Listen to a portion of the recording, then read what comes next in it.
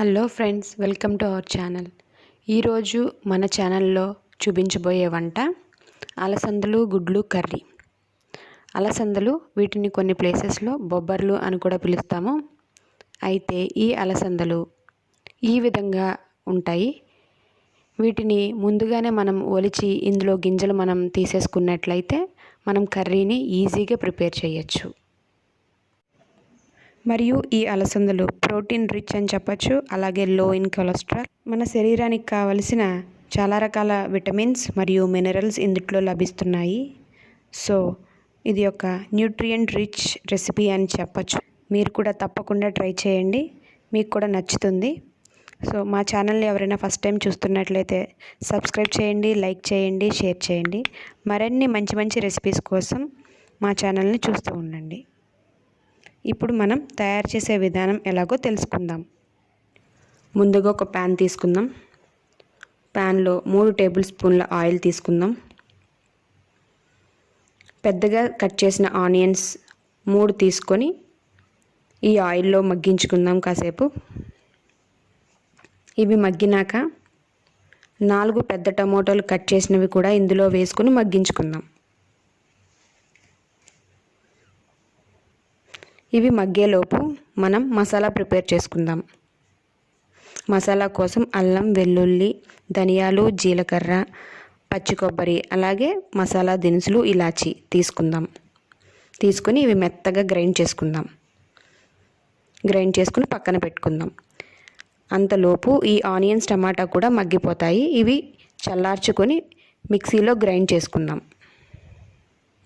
తర్వాత మరి ఒక ప్యాన్ తీసుకొని 1 టేబుల్ స్పూన్ ఆయిల్ పెట్టుకొని ఇందులో ఒక చిన్న ఆనియన్ కట్ చేసినవి వేసుకొని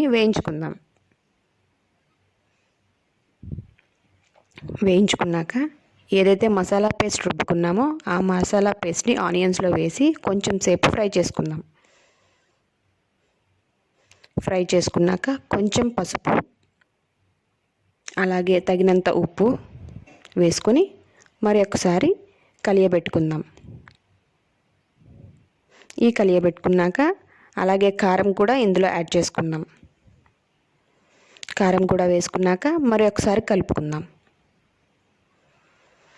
ఇట్లా మసాలా పచ్చివాసన పోయే వరకు వేయించుకున్నాక ఏదైతే మనం ఆనియన్, టమాటా మగ్గించుకుని పేస్ట్ చేసుకున్నామో ఆ మిశ్రమాన్ని కూడా ఈ ప్యాన్లో వేసేసుకుని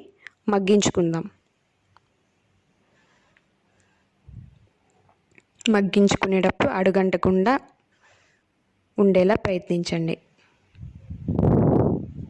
తర్వాత ఈ మిశ్రమంలోకి బాయిల్ చేసిన అలసంద గింజలను కూడా యాడ్ చేసుకుందాం. ఇవి దాదాపు 1/2 కిలో అలసంద గింజలు. ఇవి కూడా వేసి కొంచెం సేపు పచ్చివాసన పోయే వరకు మగ్గించుకొని మనం కూర కన్సిస్టెన్సీ వచ్చే వరకు కొంచెం వాటర్ పోసుకుంటూ కలుపుకుందాం కర్రీని.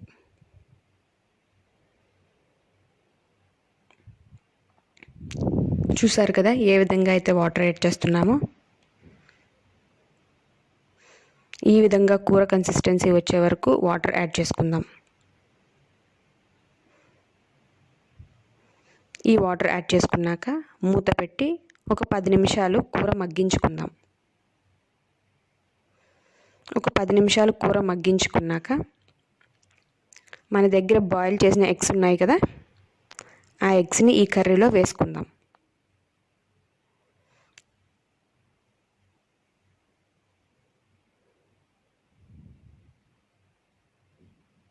చూసారు కదా ఈ విధంగా బాయిల్ చేసిన ఎగ్స్ని కూడా ఈ కర్రీలో యాడ్ చేసుకుందాం.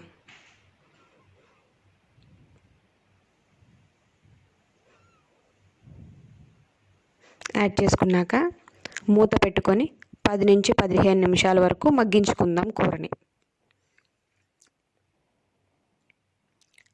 తర్వాత మనకి ఆయిల్ పైకి తేలుతుంది అన్న సమయంలో మనం కొత్తిమీర వేసుకొని కూర దించేసుకుందాం.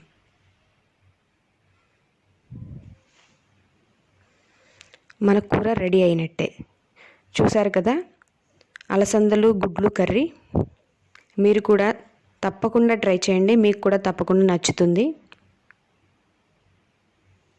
ఇలాంటి మంచి మంచి రెసిపీల కోసం మా ఛానల్ని సబ్స్క్రైబ్ చేయండి, లైక్ చేయండి, షేర్ చేయండి.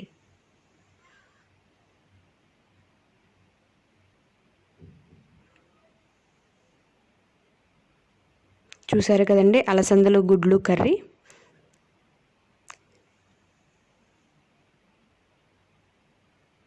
Thank you. Have a nice day.